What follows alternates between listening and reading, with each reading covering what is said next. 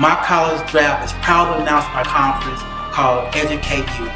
Educate You core areas will cover recruitment, retention, and how to build a strong alumni base of underrepresented and first-generation college students. Welcome to another edition of the Educate You podcast, being brought to you by My College Draft, where education is the new money. What's up, fellas? I know it's been a minute.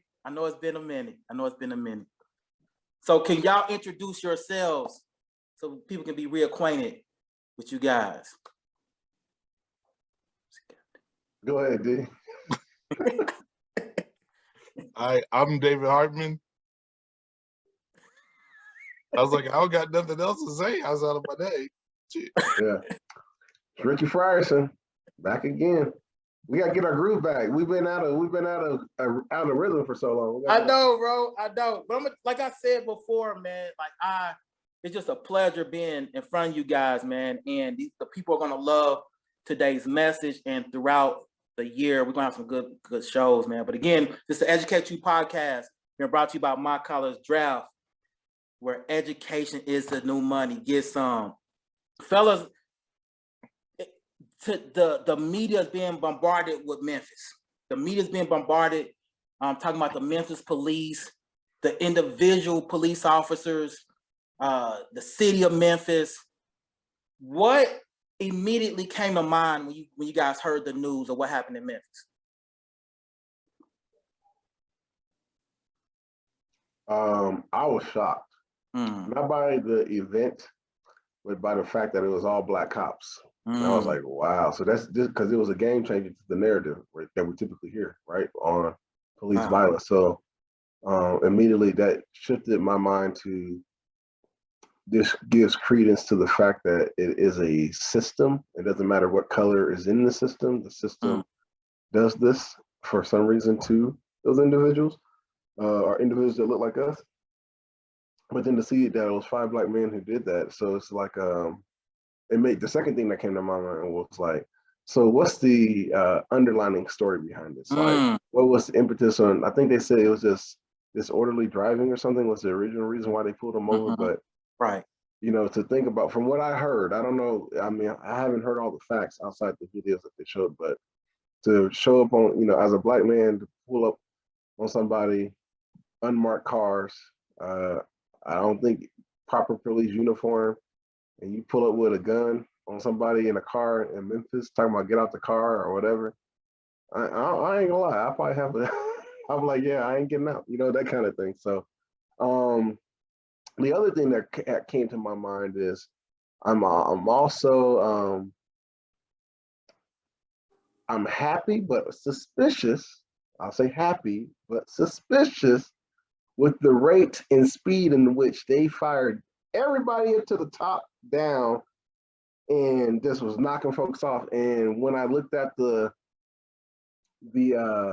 pigment of the leadership that was fired very quickly, I realized too that they were also of an African American or African descent, which makes me also wonder now, if we're going to use this as a precedent, why does it take, you know, months on end to get some of these folks who are less pigmented to be indicted or charged or fired or whatever? So the bad thing about this is, which we don't want to talk about, but it's the bad. Let's just, you know, y'all know me. This is going to happen again. It's going to happen again. So now this is going to be a marker of how fast this department's move, because if you move with any kind of slower pace than what was moved here, and it shows out that these were white cops or white officers or white chiefs or whatever, it's going to look really suspicious. That's all I'm going to say. So that was my original thought about it. Yeah, I would echo a lot of what Ricky said, but first hearing about it, I was like, oh, not again. I don't want to watch it. I don't want to, none of that. Like, you know, I get that knot in my stomach again, just thinking about having kids and trying to raise them, and then trying to figure out at what point in their life are they going to be able to move through life somewhat safely, you know, and how to manage that whole thing. But then just to echo what Ricky said, like how fast everything went down from, you know, arresting these gentlemen, as well as taking their whole group apart, even the people who weren't involved, like, and then going back to the normal narrative of attacking each person's character. That typically only happens, when you got some melanin in your skin. Just say that. Deep. That's deep. Again, you're listening to the Educate You podcast, being brought to you by My College Draft, where education is the new money. Get some. But when you guys were talking, I was literally thinking about, when you got a whooping as a kid, you got a whooping at home, and then versus a whooping by somebody else that wasn't in your home. It's almost like the whooping in the home hurt worse than the whooping outside the home. And it's because so many things are attached to it. Yeah, you're getting physically, there's physical harm there, but it's a psychological thing when it's like somebody you care about, you see everybody that look like you, that is now punishing you, and so to me, and it's been interesting because you got that, and then you got my concern is the verdict in Minnesota, because this guy is still trying to get off of that. I wonder if he can now say, see, it wasn't a white black thing. It was procedure. It was, now he got a bunch of excuses that they can use. And now all of Congress is jumping in on this, bro. And it's more of the other ethnicity, of course, that's really pushing it. But now we got to swallow it a little bit now. So what side? Go ahead, Rick. I think to push back against that a little bit. Go ahead. The narrative of is the procedures and the system. We need to go back to the construction of how did policing come to be in the first place. Right? Okay. 1638 Boston, protect and serve was dealing with how to help wealth, landowners, property owners at that time, African Americans were considered property, to not be lost, not to run away. And so that whole notion of to protect and serve and policing originated in Boston, but with the premise of slave patrols, right? And I think a couple of news outlets talked about that. And so we know that fruit can only produce after its own kind. So when we talk about policing or policies, we're still not dealing with the DNA origin of what policing was, right? And I've said this for a long time. Until this changes, whites gets protected, our wealthy gets protected, whites get patrolled, blacks and Hispanics get policed. So until we understand that wealth comes with certain privileges, the racial construct in America comes with certain privileges, and then if you are unfortunate enough to have, or I would say fortunate, I can say unfortunate, but to have darker skin, but also maybe lower economics, you get policed, right? So think about, I mean, to me, it's very clear. January 6th told it all to me. No, I mean, these people attacked the police, killed 2 police officers. I didn't see a Blue Lives Matter protest there. Have yet to see a Blue Lives Matter protest for these 5 black officers. Have yet to see that. No one's talked about that yet. So I've yet to see Blue Lives Matter on that point.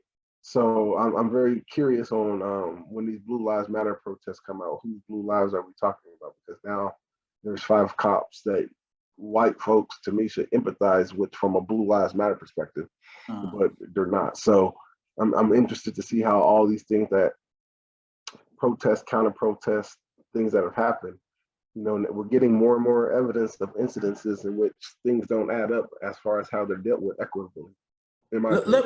Let me ask you this, because you use a DNA connection to this thing, and David chime in too. So during slavery time, we were in charge of overseeing ourselves, and we were harsher on ourselves then. As police officers, are they harsher on those that look like them than the other because of the DNA connection? I don't know what you're asking. So I'm saying, so for example, I'm saying to you, when the slave owner, and I'm just asking because I know you're a history buff, when a slave owner put the slave over other slaves. Mm-hmm.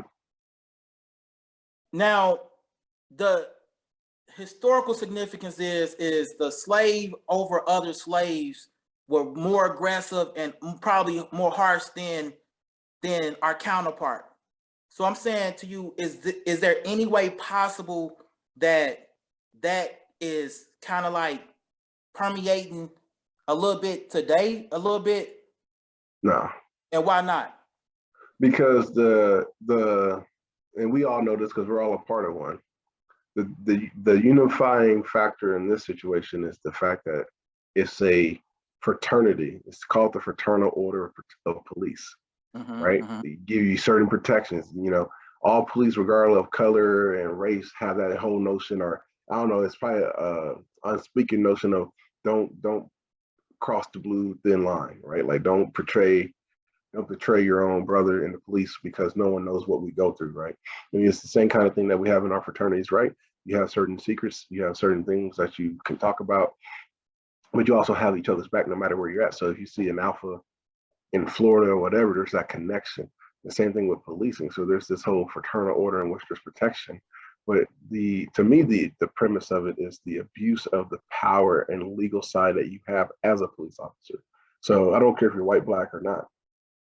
It's when you abuse the fact that you have a badge and that you can get away and you know how to coordinate your story together, you know how to hold the evidence at certain times, things like that, and you abuse that, and you have the notion that you know you could probably get away with more of that abuse when it comes to underserved or underrepresented communities.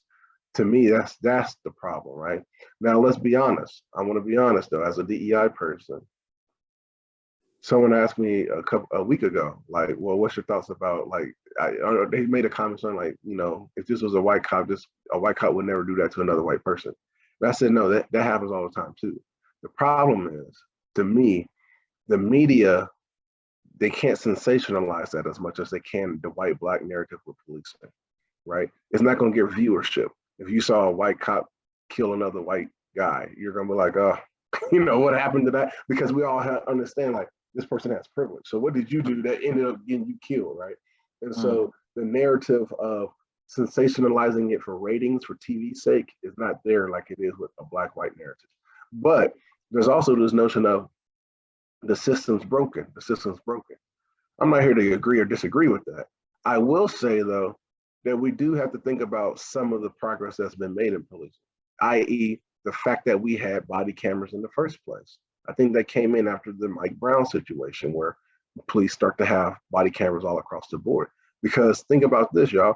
If we didn't have body cameras, a lot of these cases that we've seen would not be, we wouldn't know. George Floyd, we would never know. There's some people recording it on the side, right? But there's body cameras kind of now help us see what's going on, number one. Number two, with this particular case in Memphis, we saw how do you tell someone to show me your hands and you have their hands behind their back, right? How do you say this person is not complying and you're sitting on them with their hands behind their back? So we see that if the media would have played us that situation with just the audio, we would have came to our own conclusions that Tyre Nichols was fighting and not trying to comply.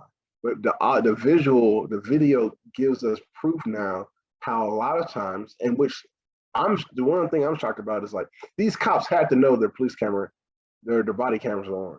Like, I don't get this, right? And out of the 5 cops, I think we've only seen 2 body cams. So to me, there's also this thing of intent. Where were the other 3 body cams? Were they just magically off? One of the videos was like a street level view, so maybe they didn't expect that to happen. So there's a lot of intentionality that, to me, has not been discovered or been discussed yet, as far as, like, what was going on that we didn't see all the body cam footage from all angles, but also this misalignment of how easy it is to persuade a community by just playing the audio. But then when you play the audio on top of the visual, you see that that's not actually what happened. Yeah. So I heard somewhere that somebody said that they were covering up the body cams. Some of the police officers were covering the body cams. That's why there was no footage. They weren't expecting to have the overhead view, like you mentioned. But I guess for me, the question is how are we gonna move forward, right? Like you've heard defund the police. We've heard that they're supposed to de-escalate situations. Like none of that's happening, right? I don't see a solution happening there. Even with them being given opportunity to take classes to de-escalate situations, that the mindset isn't changing. So what's the answer there? Another quick thing, sounds like Lamont got beat up a lot growing up, because he's talking about he got Crazy. outside of the home, but that's here nor there. But what's the answer there, gentlemen? First of all, I'm good with these things, but man, I'm just I was listening to Ricky talk about the fraternal thing, and people are making such a big deal out of the fact that three of them were in a fraternity, and their fraternity just pretty much expelled them from the fraternity altogether. Should that have taken place? Should they have detached themselves from those guys? No. And why? No, because that to me, I think those are two separate things. I think the reason why they do that is for brand control, because what they did in their job. And here's the thing, we don't have all the story. Obviously, it looks like right now it's like 90%. It looks real bad for all 5 of them or 7 of them, however many there is, right? What does God do with them being a member of your organization? Now, you might disavow them because people know they're, but also I heard that the chapters that they're supposedly aligned with is had problems as well. So this was kind of like the last straw that broke the back on that, was that the fact that they were aligned with a chapter within that fraternity that had a lot of issues as well. And so now they're looking at those things. But to me, on a issues basis, I think that's just brand protection. I don't think you should have disavowed him. I loved what the Tyre Nichols mom said.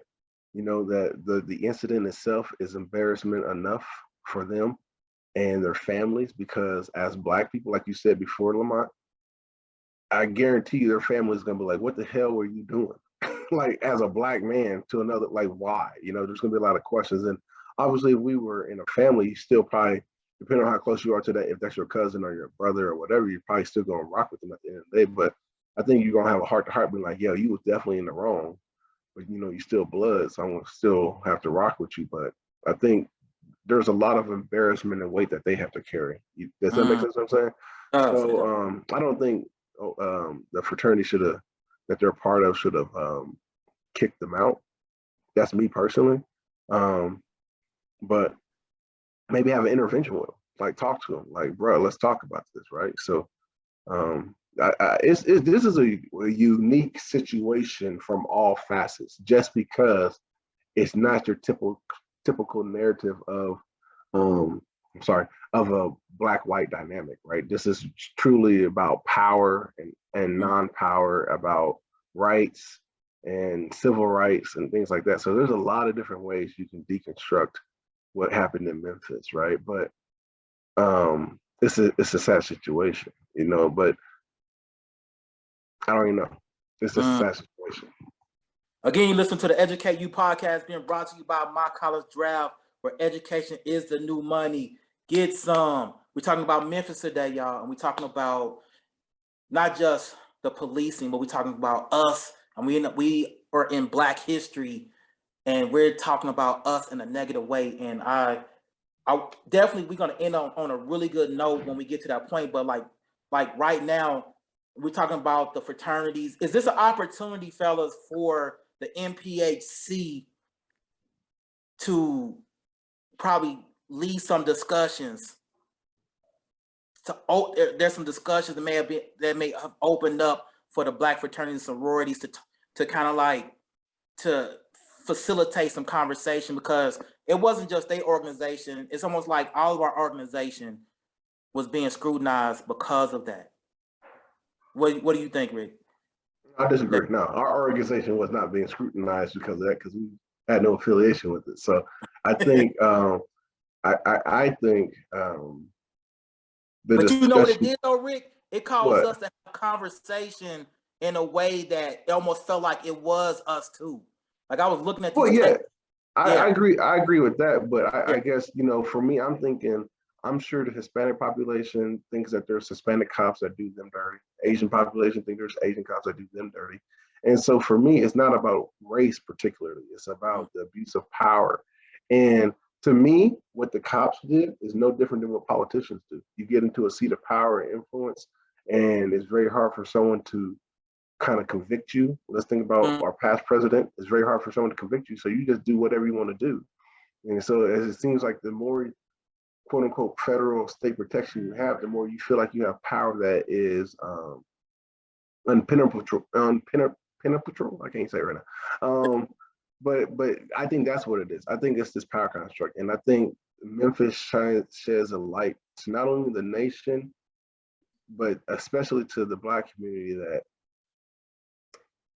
maybe we were wrong in thinking that a brother would never do that to another brother in that position. And now we have to think, okay, maybe this is deeper than just like the race thing, and analyze it from a power dynamic. I still think, I don't know. You all probably are more up to date on this case to me. I'm very leery on speaking about it too much because I feel like there's still things that don't make sense. Like, I don't understand how a disorderly driving thing leads to that.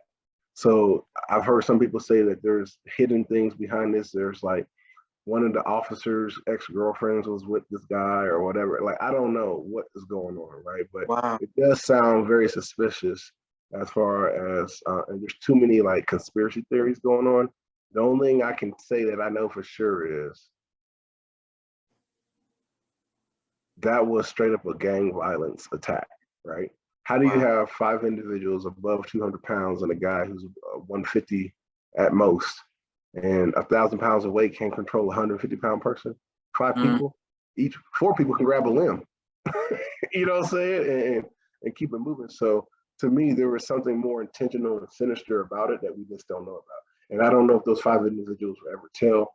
And I think they just, I wonder, because if correct me on this, if Tyre probably, although it resulted in death, his smartest move was probably running, because it's once he ran that the street view camera came in.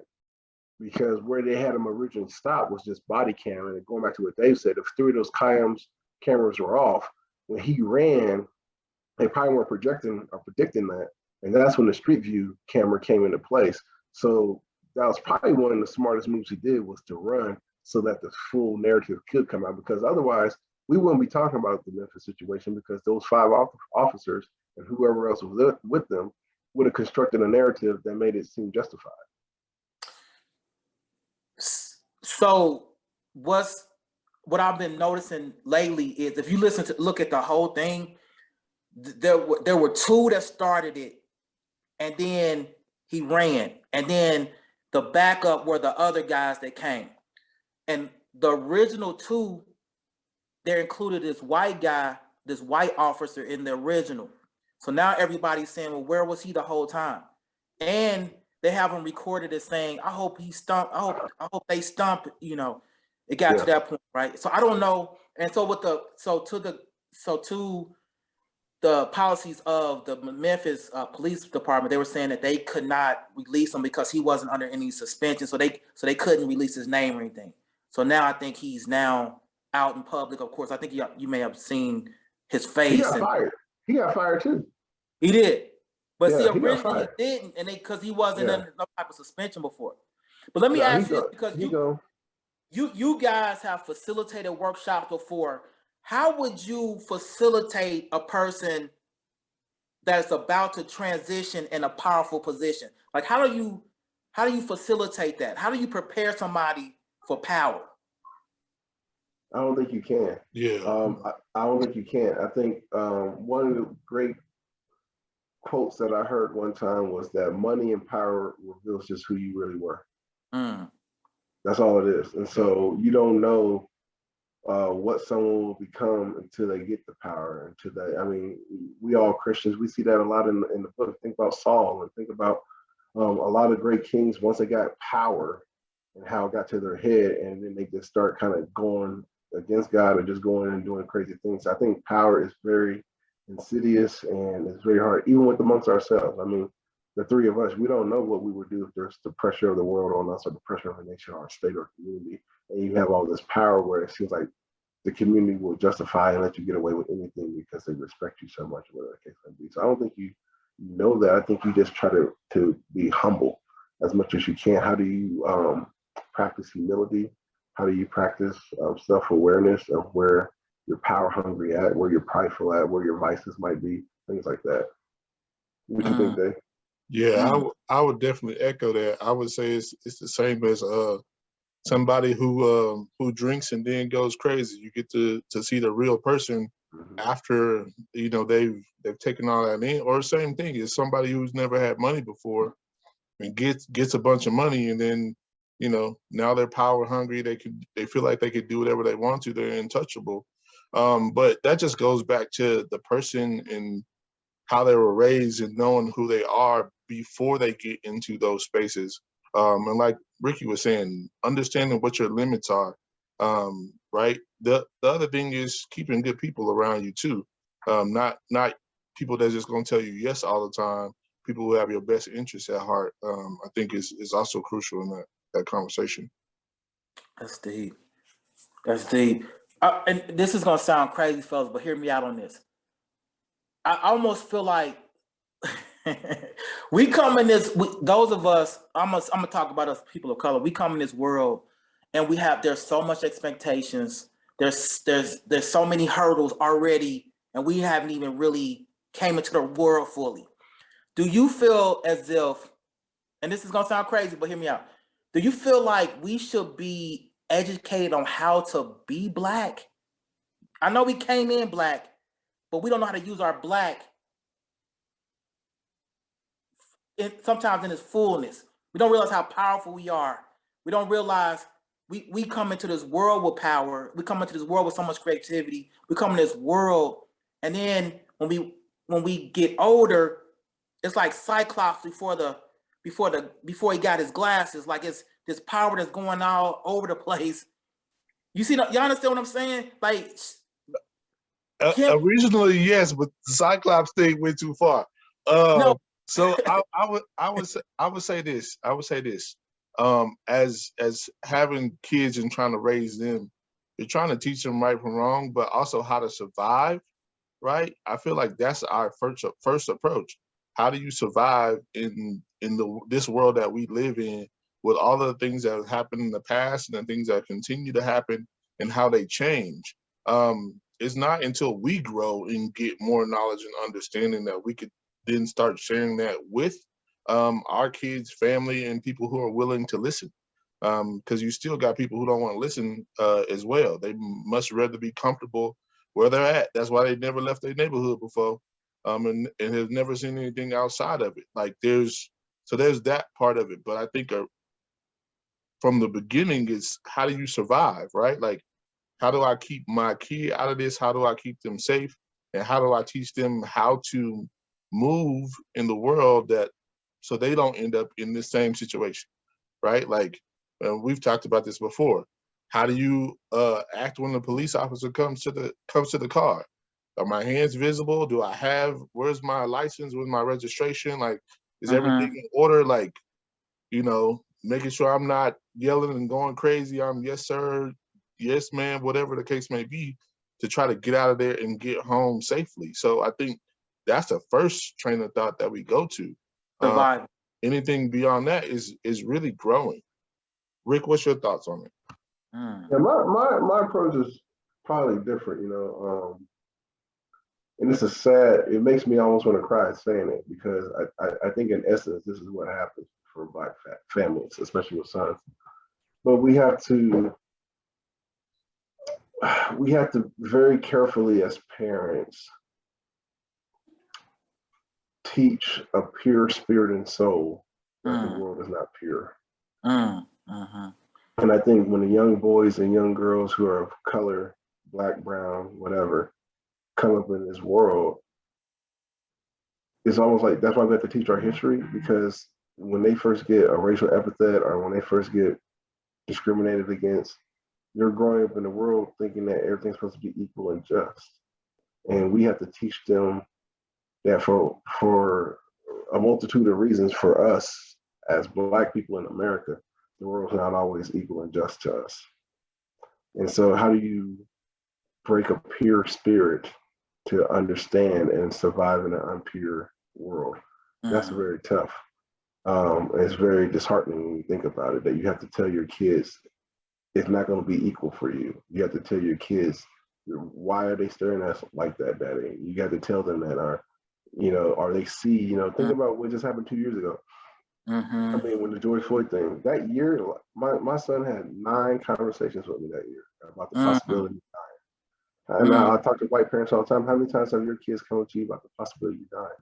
So our kids see how, oh, that Black man could be my daddy just from riding a bike, just from getting a car stopped, just for being, by a neighbor who thinks they have power and control to do a citizen's arrest. Ahmaud Arbery, right down in Georgia. So there's a lot of different things in which, how do you teach that spirit and that precious soul that's just full of energy, full of innocence, like any other kid, that it ain't like that for us. And then knowing the only way they can refine that education you're giving them is, unfortunately, have to go through it to sense it. That's the only way you develop that sixth sense. Like, I think all of us, we know what a certain looks mean, and we can feel it when you walk, but you have to develop that. That means you have to be put in those situations. And so, how I feel bad saying it, but a lot of times our parents be like, just keep on living. You understand what I'm saying? And it's one of the things, they give you wisdom, and we're like, that ain't how it is, And then you have to go out in that world on your own, and then you realize, like, dang, that's exactly how it is. And so I think that's tough, because you want to guard them, like David said. I 100% agree with David said, but at the same time, you're taking an innocence away from them early, because that's the only way they can survive. It's not thinking that it's going to be equal and just for them. Again, you listen to the Educate You podcast, been brought to you by My College Draft, where education is the new money. Get some. Again, we're talking about Memphis. We in the middle of Black History. We in the middle of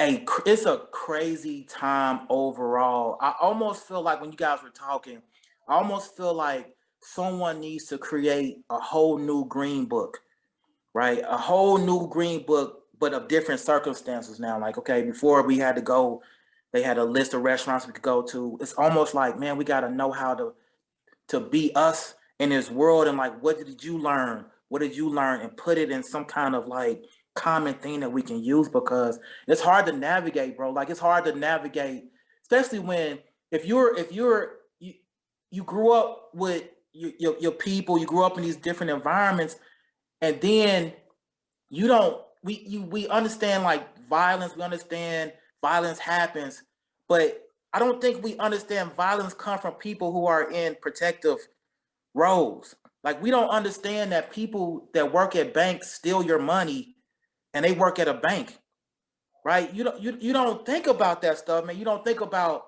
that Bernie Madoff of the, you know what I'm saying? People on that level is just stealing money that already got money, and it takes forever for them to get caught. Like, it's almost like some kind of manual of some sort, bro. Because if it's hard for us, and we grew up in a time where there were a lot more restrictions, and then people was even more masculine then, right? And now we like more open to stuff now than we was back then.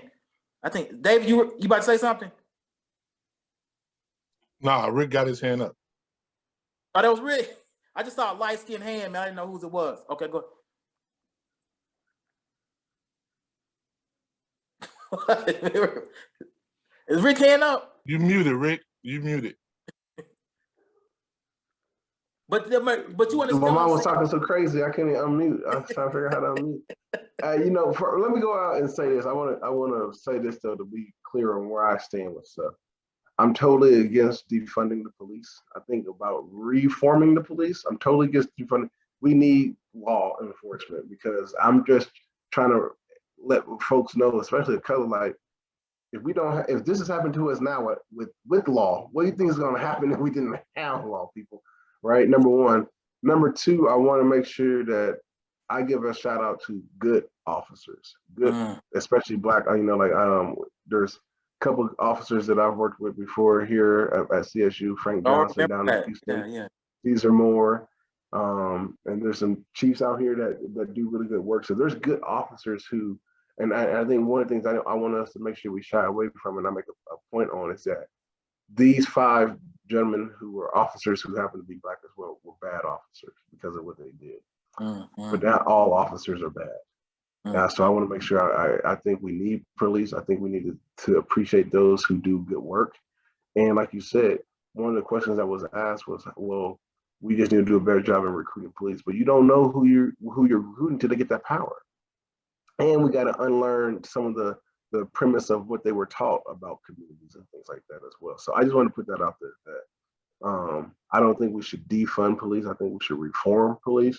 But also, I think when things like this happen, I think we should reach out to the police that we know that do good work, that have a heart set for the people in the community, and just thank them, because for my friends who are black police officers, I know they're going through a lot, right, with that situation, because they feel the same way we feel as black men, but they're also in the policing, right? So it's very difficult. So I just want to make sure we put that out there on this.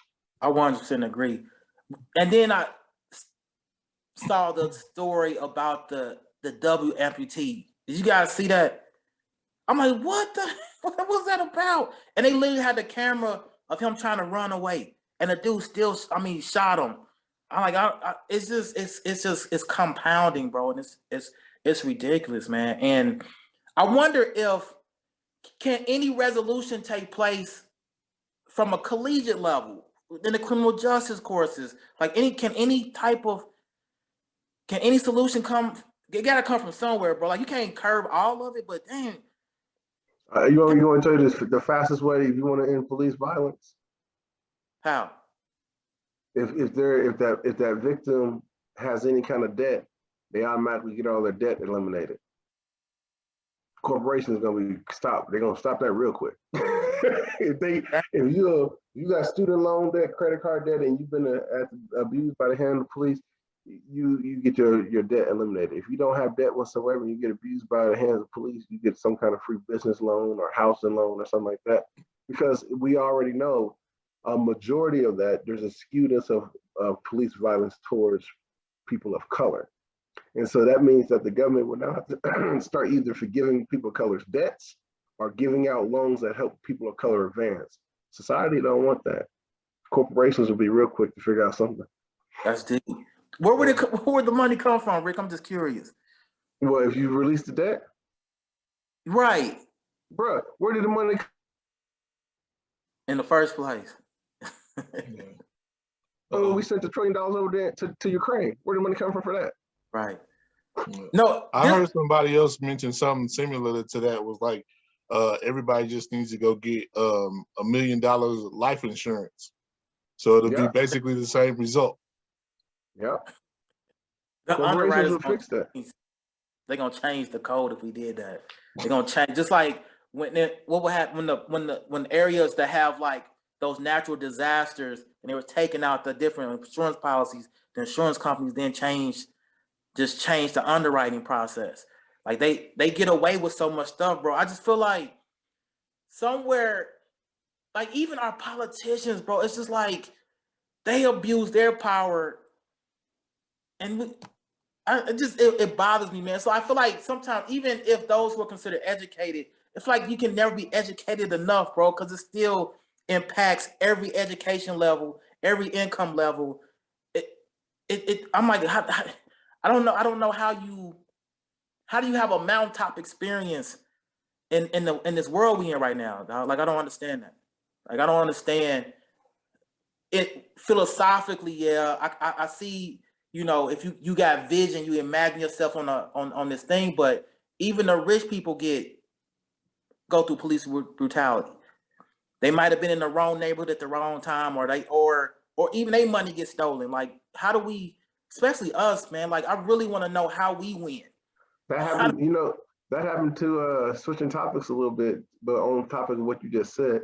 I don't know if y'all seen that report about Usain Bolt and how he was staying in Jamaica, and then that bank he was with or it was a bank or something that he was putting his money in, stole like pretty much all his money, and like he's like damn near broke now because they like legally stole all his money.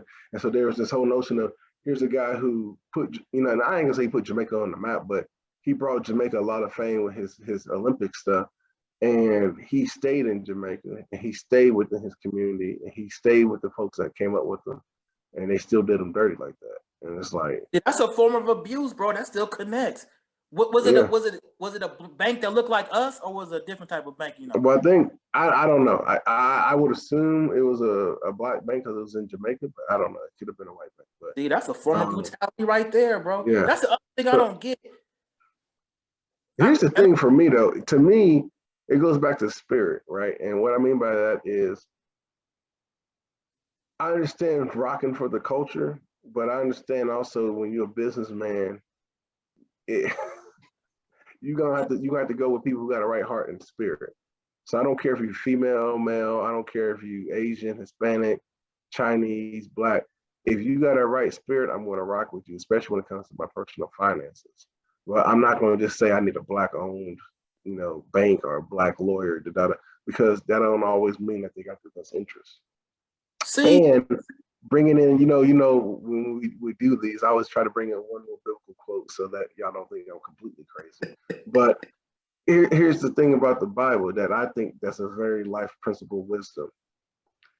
Jesus was a man who literally changed the world, was doing miracles, raising the dead, things like that.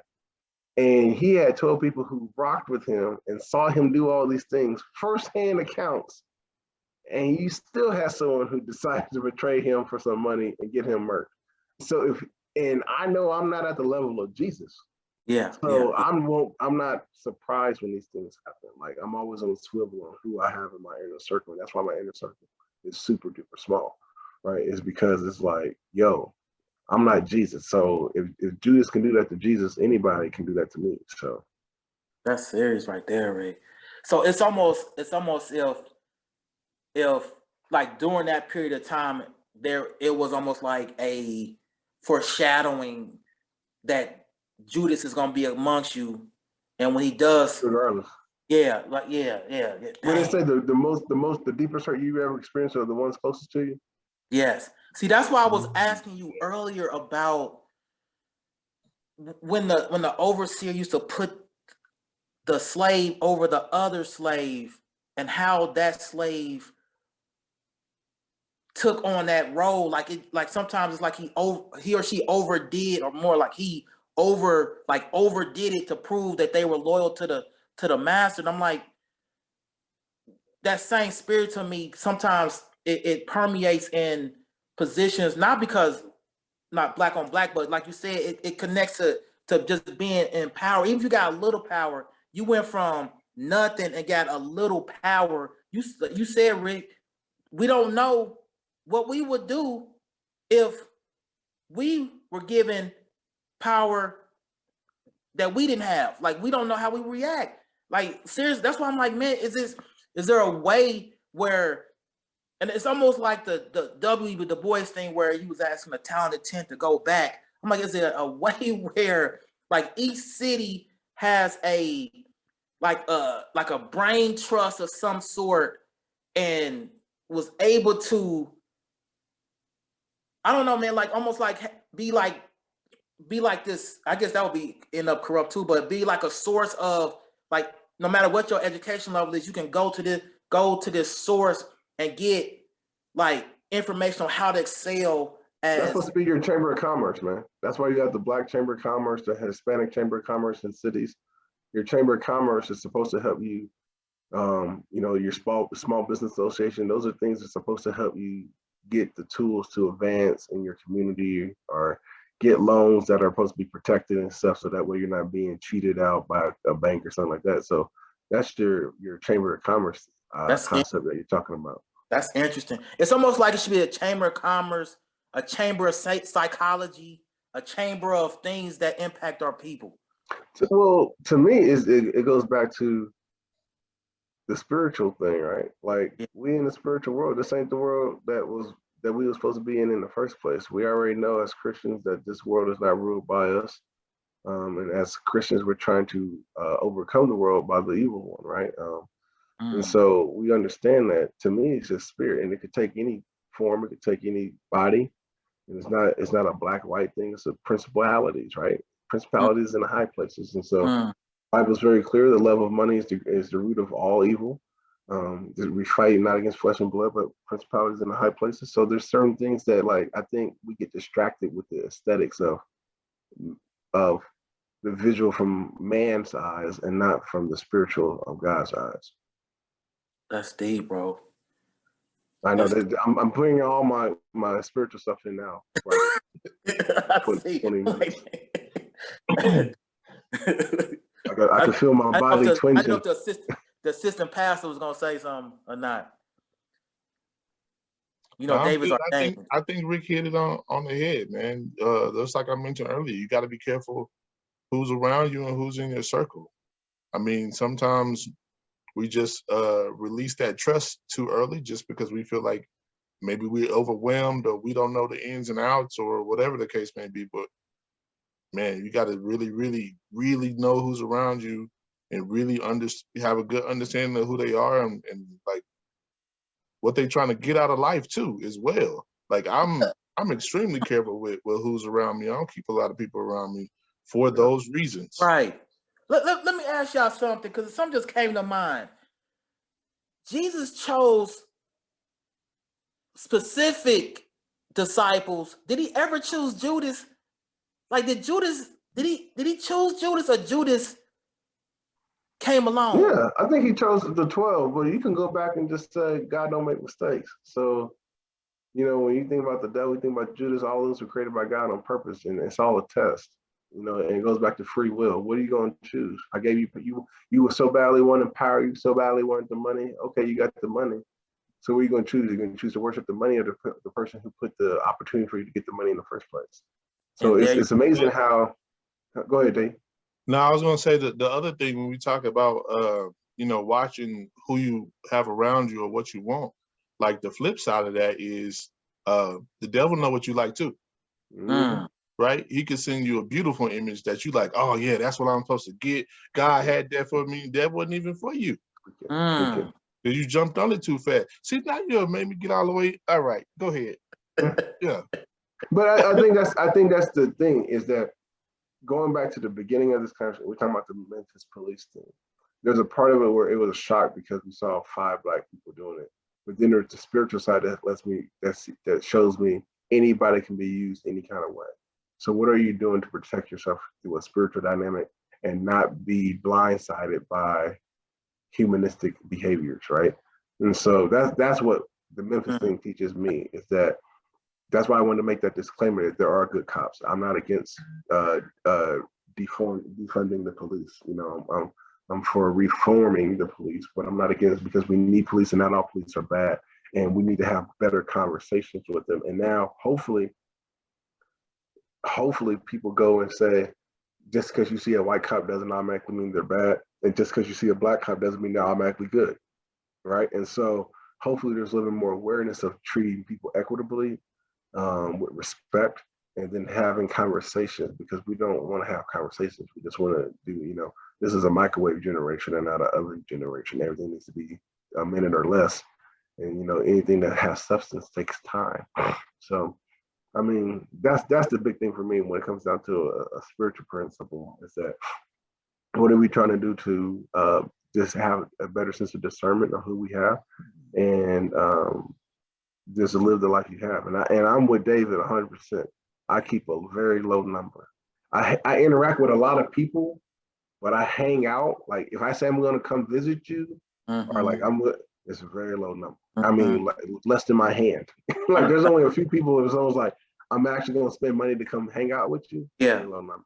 I'm the same way, bro. I'm gonna tell you, it's funny that you guys are saying this, because it is if you worship God and you have a relationship with him, man, it's one of them kind of things. And even people, you know, they whatever phase they're in. But I just remember listening to some guys in my family growing up, and they wanted to be so like pro-Black, if you use that term. Like they were so us and against the other races. And I, as a young person, you impressionable. You like, okay, is there something to what you just said? Okay, should I walk in this direction of just us?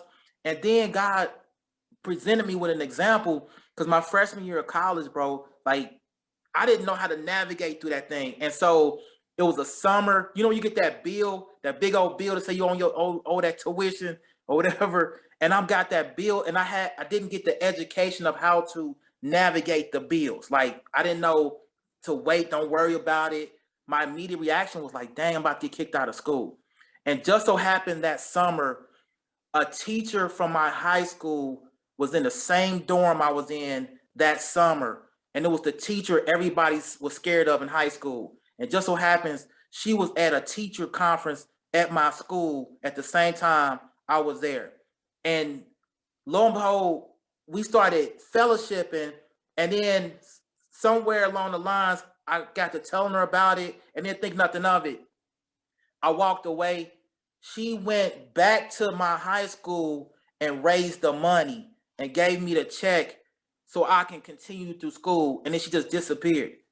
Right. And so it goes back to what it says in the Bible about being careful of who you fellowshipping with, because they may be angels.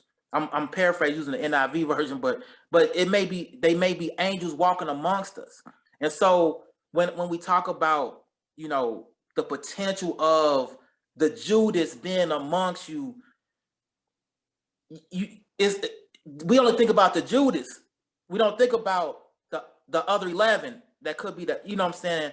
We only focus on the Judas, and I don't know if that's our culture, that we immediately taught about Judas immediately, but we not taught about the angel that could be walking amongst us. And we don't know how to prepare for that angel. What are y'all thoughts on that? Did I get too deep? Y'all both TD Jakes and Creflo Dollar this morning. I didn't know who was. Stop. Hey, don't put that title on me. Don't put that title on me. Don't do that. Don't do that. Don't do that. Don't. I am not. Neither one of those. Don't do that. Yeah. But I'm telling you, bro. Like we all the same. Like each one of us are the same, but yet we hit it off immediately. You know what I'm saying? And when I think about those kind of like those dynamics of how people interact, it's like we are taught to be on a swivel, like you said, Rick. My whole life is like, man, you don't know where it's gonna come from, kind of thing, and then you meet people that you immediately just connect with. Like, so I'm like, is that when God takes over? Because you don't know to connect. If it's an immediate connection, is that when God takes over? What if you let him? Because we all are believers. Like, you understand what I'm saying? Because I didn't cut so many people off here lately. It's ridiculous.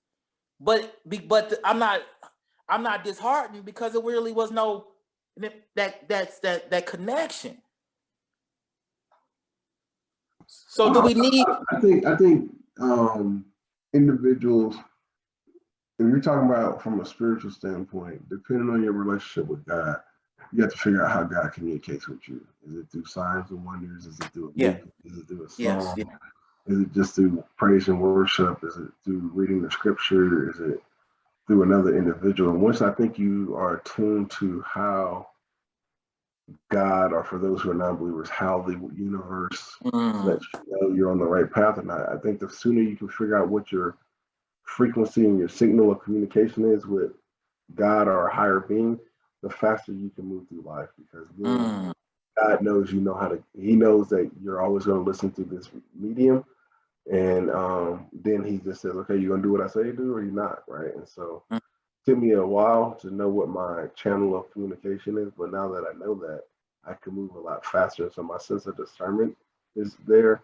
And I think it's also true, we've known each other for like over a decade now, right? So I think it's also true, like, you change as you get older, right? You change. And so I'm like kind of going back to what David said.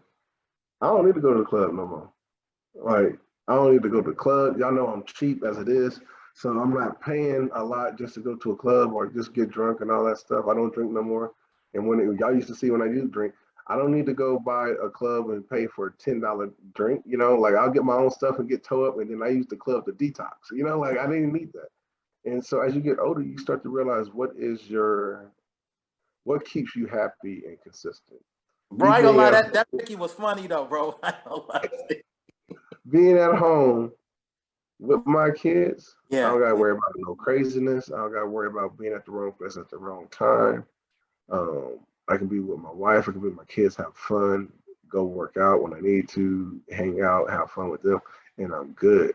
So now my friends that I have, the joy I get in being in their lives is that I get to be like, man, I saw they come up. I saw where they were. I got to, you know, I saw how when we first met, what we were all doing, and where people are now, right? And so it's good for me to know that the friends that I call close, we've all progressed in different ways. No one's really. I don't have any more friends that are just stuck in jail. 24. Cut them off, right? I don't have any more friends that's just still in gang life. Cut them off. You know, so it's just like I have friends that are constantly progressing, and that either inspires me or keeps me going, right? So when I have a good friend of mine who loses his mind from time to time, or is in a state of denial, thinking that he can beat me in the gym or whatever, that's cool. I can still be there for motivation and do things like that because I know where he's at. So he's developing. Take a story, right? Yeah, I hear you, brother. Yeah, I understand. So I'm just saying hypothetically. I understand. For the sake of this story, because I don't know who you talking. For real. You know, I feel like, bro, like I don't know. It's weird to me. Like I almost feel like it should be like an audio version of the Green Book now. Like it needs to be like hearing the emotion instead of like interpreting it through words. Because and the reason why I'm saying that's because we like when you growing up, you never hear about the good marriage. You never hear about those type of things. You hear about, you see how to get money the wrong way in some of our neighborhoods. You see how to navigate through relationships that are not pure. But we didn't get enough of those other conversations, bro. So when Ricky said that, I'm like, dog, spending time with your kids. When nobody's spending time with no kids. When nobody's spending time with their wife like that. And so it's almost like I don't know, man. It's almost like these got to be intentional. These got to be intentional conversations that we can share with other people that look like us on how it worked for us. And I'm not saying to you use it, but I want you to feel what I feel when I'm telling you the story. Yeah. And you can get whatever. You said something, and this is funny because the Lord just brought this back to my memory. So I was like, literally by like a month ago, man, I was boohoo, like crying hard. Like I ain't cried that hard in a long time. I'm talking about like ugly cry, like you can't see my eyes, it's not coming out my nose cry. It was bad. And I was crying because God was showing me how thankful I should be for my mama and what she taught me. Like the whoopings, the lessons and stuff like that. And so I called my mom, and my mom thought something bad happened because I was like boo-hoo. She's like, "What happened to the kids?" Like she got immediately like, "What happened?" Right? And I was telling her how I had this spirit of just thankfulness for like the whoopings and taking me to the things I didn't want to go to at the time and how that was beneficial. But what I also told her was, I was like, I said, "This isn't a bad thing, Mama. I just need you to hear what I'm saying." I said, when it comes to financial literacy, you are Moses. You go to the promised land, but you delivered the generation to the doorstep. That's deep, bro. And so I realized at that point, sometimes the blessing is being able to carry the baton that no one else in your family was able to do. Right. And so she understood what I meant when I broke it down to her, because I went into a deeper thing with her about what I was hearing. But sometimes, because we don't have financial literacy in a lot of Black homes, we don't have what it is, like you said, to be in a good, healthy relationship. Sometimes our job is to be the one that carries the baton. Like my dad didn't have his dad growing up. So my dad did the best he could to be a father to me. And one thing I know he did consistently was he never left the family. He always came home. You know what I'm saying? He was always there. And so with my son, it's like, okay, how do I take that baton and build on top of that and give? So Yeah, my son should be a way better father, husband than I am because I'm going off of what I had as a foundation. My mom said, I'm going to make it a point to make sure my son has financial literacy and understands stocks and finances and stuff like that. So cool. So she gave me a foundation. Now, me and my wife are building the infrastructure so that my kids can have strategy, right? So, and discernment. So there's levels to that, right? So I think sometimes we want to have the life that, I mean, I think it's good to strive for it, that you want to get to the promised land.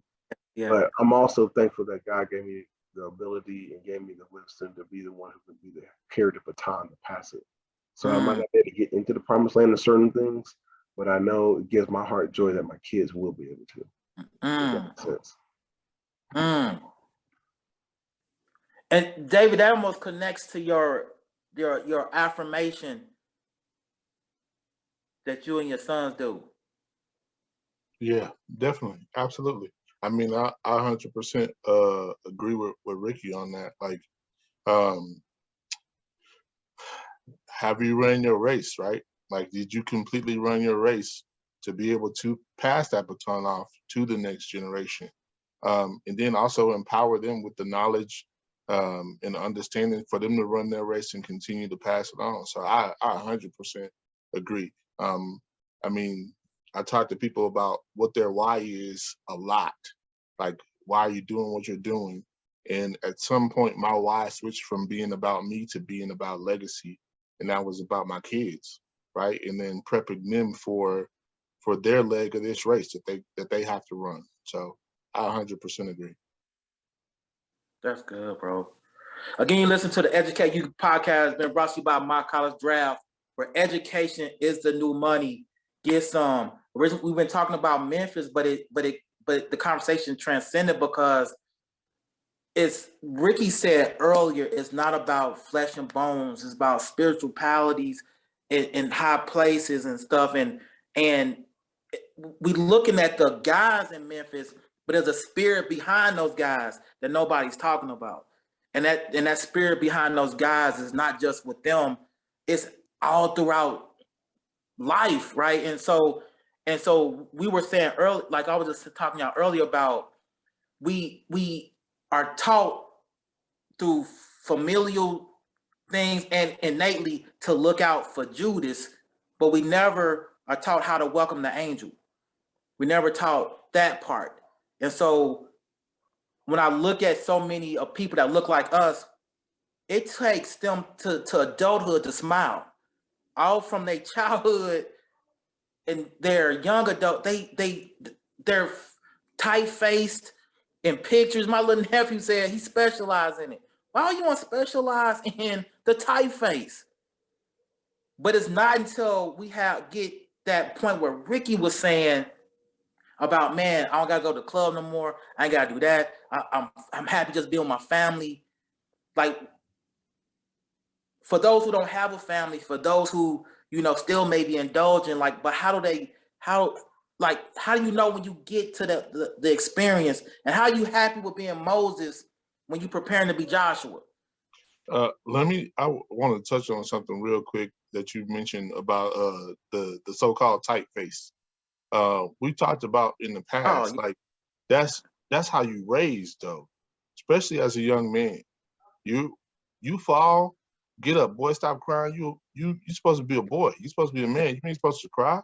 You're supposed to take your feelings and push them things as far down as you possibly can, right? So that's why we can't have conversations with other men. We can't look at another man and say, dude, I love you. You know what I'm saying? We can't have those conversations because we are taught and raised to push those feelings and emotions aside. Is also why we can't have real conversations with our wives a lot of times, because all that stuff has been buried. They've been taught how to communicate. It's been, for them, is what happened, let's talk about it. For us, it's push it down, shut up, scrape it off, and keep moving. Like, so that's why you get the tight face, because they try to represent that so-called being hard and so-called being what we think a male is, or what we've been taught a male is. Bro, I grew up having to get the conversation, bro, that rat ain't that big. You know what I'm saying? You gotta get the dead rat. Man, them rats was bigger than my feet, bro. You know what I'm saying? I lied to you now, bro. I heard a rat walk down the stairs one time. And so when you sitting up there, you gotta sit and act like you ain't afraid of stuff like that, bro. It's almost like when you a kid, you are creating like this persona. And then when you get into like your spiritual maturity, the persona starts breaking off. The shell starts opening up, right? Because you get in this protective mode, and then you convince yourself of a certain thing, and then you get what Ricky just said or what you just said. Like you get that when you allow it to happen, it's like that's a peace that you can't explain. And the Bible says that too. It's a peace you can't explain, bro. And I want all our people to realize that they can get that. They can have that. You don't have to be on the edge of your life, you know what I'm saying, to realize like, dang, it's life to live. You know, and I'm like, man, how do we do that? Those of us that the boys are calling the talented tents, man. Like, how do we share those moments, especially man to man, and not feel vulnerable? You know what I'm saying? Not feel like we soft, because we from that generation where those terms was used, bro. Like, bro, you being soft, you being my whole life I'm like, dang, I don't know when to cry. Like, I don't know when to share emotion. Like, you know, I talk to people that I care about now. Like, I don't know how to. It feels funny saying it, even as an adult, bro. Like, it feels funny. Like, I feel like somebody about to hit me in my chest the moment I say it. You know what I'm saying? I'm like, man, or somebody gonna lie and say they can beat you with stuff, and you gotta be you see what I'm saying, David. You understand. But again, y'all listen to Education I feel like you want to cry because you telling your truth right now. I feel like you want to cry. It's okay if you want to cry because you recognizing your truth, Lamont. It's okay. We can. That's what David is saying. Don't bury that feeling of defeat down. Go ahead and let it out, and it will set you free. You know, that's where you find that unspeakable joy. You'll find that, you know, sometimes I know. Go ahead, let it out, bro. Let it out. You are short. You are slow. Yes, we get it. First of all, hold on a second. Let me say this real quick. Education You podcast been brought to you by My College Draft, where education do money. Get some. I guarantee you, bro. If you and I was in preschool the same year, you've been looking up to me, bro. I was 5'8" in preschool, dog.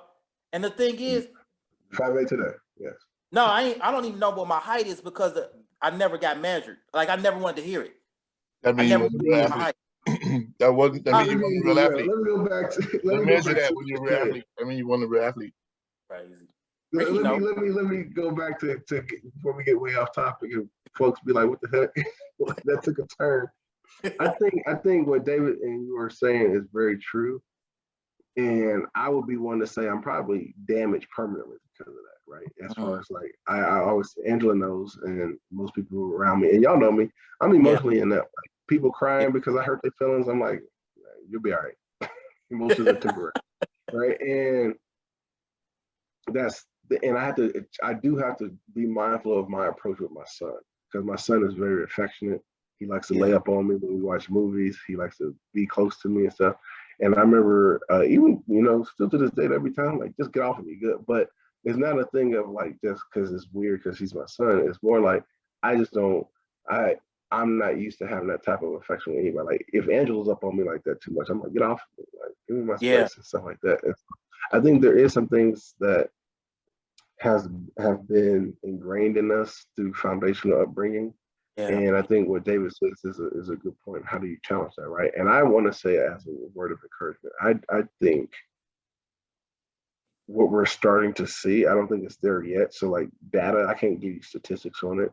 I think we're starting to see the resurgence of a strong Black male population come back, because we're starting to explain that, Rick. Explain that to me.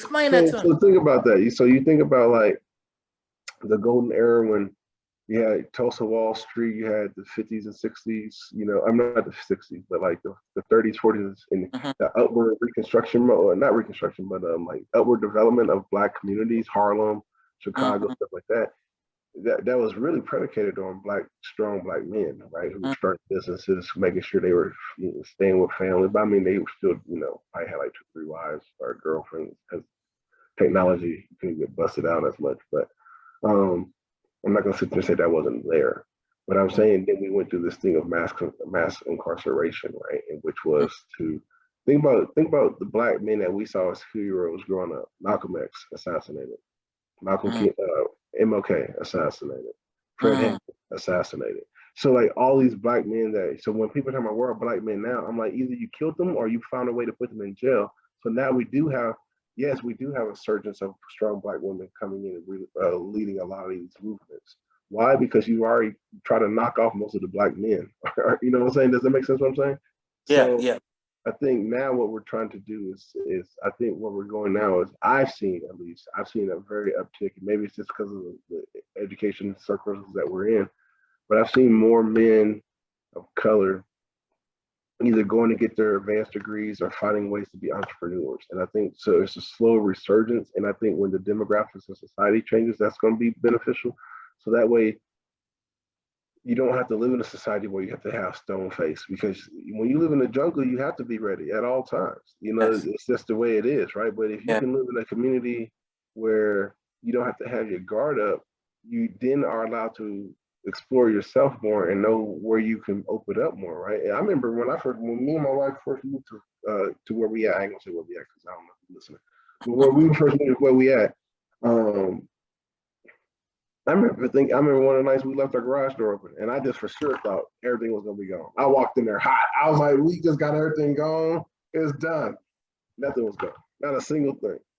And I was like, wow. And that happened a couple times, right? And so that does, when you have that level of safety where you can walk outside and you don't have to worry about what you're wearing and where you gotta go, what corner you need to go get gas at. And you can just be free. It does allow you to be a more affectionate or open to things that you never done before. You know what I'm saying? Does that make sense what I'm saying? So, yeah, it does. Bro, I'm gonna tell you, because all of this is connected, dude. I was looking at for the first time Snoop being that coach, and they were showing his team, and I was looking at the individual stories, how that big kid, it was one of the big kids, Max, he was bigger than everybody else, and he was hurt because he hadn't seen his dad for 3 years, or just looking at the individual stories. And I'm saying that all to say, because the Memphis police, we see and hear the stories, but somebody said, it was Snoop that said it. Matter of fact, in the same thing. You hear about all this violence and a kid going to jail, but you don't know his backstory. Like, you don't know what they were and what they had to be, and then here they are now. And I'm like, and not for anybody to feel sorry for these police officers or whatever, but in some way, shape, or form, there's so many of us black males that are that police officer. It may have been them who beat that guy up, but then it's like there's another version of that police officer who's trying to take advantage of other black people in some way, shape, or form. Like, I remember one year, it was this insurance guy, that black insurance guy, man, that took on the trust of like people who just believed in him, and he just stole from him, man. Like, people just like, man, because he was an outstanding guy. He had a track record of doing good things, and all of a sudden, like you said, Rick, certain stimuli got in the way, and he adjusted to the stimuli, but he took advantage of people that didn't have anything. To me, that's a version of the police officer. That's a version of that beating somebody who was just innocent. You understand what I'm saying? Can I ask you a question? Yeah. That's a spiritual question. I want both of y'all to answer it, because now you switched it up, and so this makes me think. Yeah, go ahead, bro. Forgiveness. So let's say one of those officers led a boys' male group about being like. So let's say one of the officers, we find out this man has great integrity, has been faithful to his wife, never domestic violence, has taught young men out of gang systems how to properly get out of the gangs, has been uplifting his community, has been part of the church, does all this great stuff, and he's one of the officers caught on this video. Do we dismiss because of this one thing, or do you say, okay, this is just a real bad mistake, or not mistake or intention, whatever? So at what point is that, do you look at that lens and say that? David, I'm gonna let you answer Rick, first. I honestly feel like that's a question that we maybe have, well, we haven't talked about, but as a society we talk about all the time, because you have young men who go to jail and serve their time and they get out and we still treat them like they still in jail. We still treat them like they're prisoners, right? Like they've served their time. They have this is supposed to be a chance for a second opportunity. And I would look at it the same way. I wouldn't say that they need to go back into the police force by any means, but you know, after you serve your time and you got out, they should have a second opportunity at life. Just like we would say for anybody who's been arrested, regardless of what they've done. But in the world that we live in, are they gonna have a clean second opportunity? No, not gonna happen. No. So for me personally, man, like forgiveness, I don't have a problem with forgiving, but I think what I do is I forgive with distance, right? It's hard to forgive up close sometimes. So I forgive with distance. And so because I don't know these guys, it's easy for me to be like, man, you know, God can heal anybody. He can mold and do whatever you want to do with anybody. It's easy for me to say that. But I think I need to get better at forgiveness up close, if that makes sense. I need to do a better job. That was me. So you know me. Yeah. That was me. I was one of those officers. And so my name's blasted on there. Our fraternity's blasted, all this other stuff. And both of y'all would be like, damn, that was Rick. Yeah. Right? Yeah. Y'all know me. But then y'all didn't know what I was doing on my job, or it got me in a bad light. How you gonna respond? For me personally, because I know you, I would know that there was more to it than what was said. Mm-hmm. And so for me, knowing you, I'm like, Rick, I'm calling you up and I'm gonna ask you. You know what I'm saying? Like, bro, you good? Like, what's going on? Now, somebody else, man, I'm praying for them, but I'm trying to be that evolved guy where I'm praying for everybody, regardless of the scenario, and trying to, because now I feel like God called me to do stuff with men. So I'm like, I don't know the type of men that come. I know the type of men when I was growing up. I'm like, man, do I want that person 6 inches from me? You know what I'm saying? But I'm supposed to be evolved, right? So if I'm thinking of Christ, like I'm supposed to be thinking Christ first and worry about his flesh last, right? And so I'm still like the Bible, like the Black Bible say, he's still working on me. You know what I'm saying? I don't know what scripture that is, but yeah. That's in the book of Raphael. Yeah. I would say this for me goes back a little bit to our conversation earlier, being careful who you have around you, right? And like the people who really have your back. So initially for me, I'd have been like, okay, something happened. It was out of character, whatever. Let me holler at him and see how he doing. I don't care what happened. Mm-hmm. Like, but let me holler at him and see how he doing. And then immediately my mind goes to, okay, who gonna hold down his family? Yeah. That's what my mind goes to, right? Because it regardless of what happens, like you still got kids and a wife that somebody got to be around and help with, even if, you know, it's checking in on them or whatever the case may be. Like, how can I really be of help? I know we say that a lot, like, call me if you need something, and then hope people don't call you because you don't really but in that situation, be like, okay, like, really, what do you need in this space? So that's what I think about, yo, is that the fact that these brothers, especially because they're in a fraternity, they probably real close to some other dudes, and they probably sitting there like shocked, like, yo, like, I can't believe. And so for me, it goes back to, like, I always think about the story of Apostle Paul. This dude was murking, killing folks.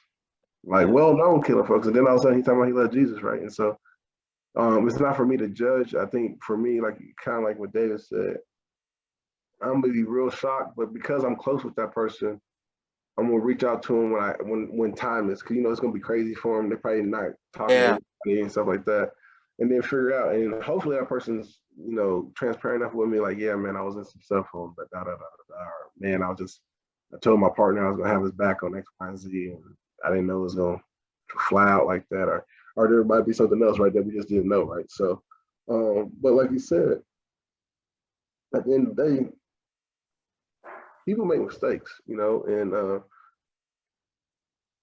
this mistake led to a death. So this is a real tragic mistake. But who gonna hold down like that, like you said, Dave? I think that's perfect. Who's gonna hold down that family? Who's gonna hold that man down? And so, do you quit on? Are you part of the world and you just quit on the person, or you say, "Yo, because I'm a Christian, I'm gonna show you the true love of Christ, and I'm gonna stand beside you." Now, behind the scenes, and before we go out here publicly and me stand behind you, I'm gonna let you know you was dead wrong. I'm gonna let you know where I stand with you. You dead wrong, bro. Like I can't defend it whatsoever, but it doesn't mean I'm about to just leave you, right? Unless you did something, and I don't know. This is where that morality comes in, right? Because there's like my heart set would be different towards someone who did like a mass shooting. I'd be like, yo, you know what I'm saying? Especially like if it's like towards kids, I'm like, yo, I can't. Yeah, that's. Bro, I misread you or something like that. But if it's and this still led to a death, so I'm still gonna be really disappointed. And I'm like, bro, what was you in? You know what I'm saying? And I don't know about y'all. I've had some friends in jail, so I've been able to have conversations with folks and be like, where's your mindset at, right? But I just think it's interesting because we have to think about, we're not the judge. It's just a lot of things that's confusing about it. It's complex about it. For me, I know, Dave, you say you didn't watch the video. I watched those videos. I have my kids watch those videos, and people are like, you should have your kids watch that. And I said they need to see what the world really like. Yes, it goes back to that whole innocence and stuff. And so when people talk about they don't trust the police, it could be black or white. So I don't want them to come in with a racial lens. They got to understand it's about power and abuse and things like that. So I show them a lot of things that typically a lot of other parents don't show their kids, just because they didn't know what the world really is. At the time, and not just be a historical thing. Because one of the I think we talked about this before a long time ago. The biggest revelation I had about like a year and a half ago was that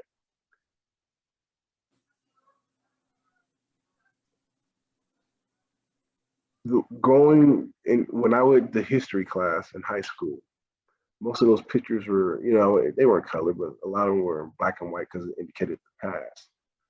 But the biggest lie was that it was never history. It was still present. It was never history. The racial injustice that was happening wasn't history because it was still present. And so MLK had a dream, but I don't think he realized his grandkids have a nightmare. You know what I'm saying? Like that what they're going through right now is like this whole thing of how people have been sophisticated in racism and segregation and policy, things like that. And so no one's bluntly racist. And well, I'm not gonna say no one. There's a lot of people are subvert racist and bigotry, right? And so I remember I had a conversation with somebody, and they said, "Do you? I can never live in the South. The South is so racist." Da da da da da. I said, "I'll gladly take the South in the Midwest." And they was like, "Why?" I was like, "Because at least I know where someone stands. I don't need someone to smile in my face and then try to kill me behind my back. I'd rather have someone let me know where they stand so I know how to move." Because I think that's another thing that we have, is that we have such a political correctness that we can't even be honest with where we stand on things without being ridiculed, if that makes sense. So that's good, bro. Like you had said something earlier, bro, and we gotta close out. But I was sitting up here thinking about the way we navigate, man. Because there was another guy that was in the fraternity. Remember that a little while ago he was going around killing people on Facebook, but he was in the fraternity, and his fraternity brothers. It's almost like he was crying out for help earlier before he started doing that, and they ignored it, right? And so how long ago was this? This was probably, I want to say, like anywhere between 4 to 5 years ago, because he was in the same fraternity as these guys, and he literally was on Facebook and he killed this innocent black guy on Facebook, And then the fraternity got in front of it and they were talking about, oh, this, it's not us, man. We talking about reaching out to him and stuff. But I'm like, dog, you should have reached out to him when he was crying out. So I'm like, dog, like, I think for a lot of us, how to identify signs, and if not trying to be the psychologist or psychiatrist yourself, but get them to help immediately. Because especially like you a single guy, your whole makeup is looking for red signs in the woman, but not in. Yes, sir. You see it. You know how? Let me tell you how hard that is. True story. Look it up. This guy led a suicide prevention training for 8 hours. He led the training, gave people the signs on what to look for, and the next day killed himself. Dang. You don't know. That's what I'm saying about the spirit. You have no idea. This man led a suicide training, and then the next day killed himself. So it's to me, is for me, I think the best thing you can do is go back to prayer, try to have God give you a spirit of discernment, and just do the best you can. And when you feel that prompting that something ain't right with someone, you ask, you check, you do whatever you can to get that feeling off of your body. I feel like that's the spirit trying to tell you, like, no, check in on this person. And you never know, because this man led a training on suicide prevention and the tips and what to look for and how to recover, and then the next day killed himself. That's deep. That stuff but think about you know who I feel bad for, not only for that man, because obviously he was going through something, but the people in that training. Because they're like, bro, you training me on all these tricks. And then I found out the trainer who trained me on, I didn't even see the signs in him. So is my training flawed, or is my training, do I trust it? You see what I'm saying? They're probably messed up mentally because the person who trained you killed, and you didn't see none of that. You see what I'm saying? But Rick, that goes back to the conversation earlier, right? Like when we talked about people in power, he had the knowledge, so he was able to mask it, right? Yeah. Same thing with people in power. You have the power, so I know how to mask it. Yeah. So I think it's the same thing in that sense. Yeah. That's deep, bro. That messed me up. When I heard that story, that messed me up. That's deep, bro. And I wasn't even in a training, because I was thinking to myself, damn, if I'm in a training and the trainer kills himself, like, and I didn't, like, that messed me up just hearing that story. I was like, it just beat me up mentally. If y'all can, my technology is talking to me right now. Can y'all give me y'all best 45 seconds, bro, so we can close this out, man? Give me y'all best 45 seconds. I don't know if I got 45 seconds, but give me the best 15 seconds. I'll give you two things real quick. Just to go back to what Ricky was saying about good cops and bad cops, I will say to any cop who is a good cop, don't step out of that space because of the pressure. I understand that it's difficult. I've had friends who have been in that space, and because it was difficult, they stepped out of it. We still need good cops. So, I mean, hang in there, keep up the fight. I know it's just words coming from me, but please, we do need good people in every space. Second, one of the things that I'm actually trying to teach my boys right now, I feel like with every male, there is some type of a beast, and a man who is not disciplined is dangerous. Understand how to control the beast that is in you. So once again, you're not one of the people that are out here being dangerous. Give them to me, Rick. Dr. Frierson. David said a lot right there. I'm like, dang. I should have went first this time. Got mine out the way. I would just say, you never, this whole spiritual thing is real, and you never know what anybody's going through. You don't know. So if you feel a prompting, I always say the two most important questions you can ask is from a higher edge standpoint. It's how's life, and then how's school. And I would say from the external thing, how's life, how's family, right? So ask people how's life. Anybody you see, like you can see somebody just walking through like Kroger or through the mall, and they give you a smile. You just, instead of just saying good morning, you say, hey, good morning, how's life? You never know what that will result into, right? So I would just say just be mindful of checking on things.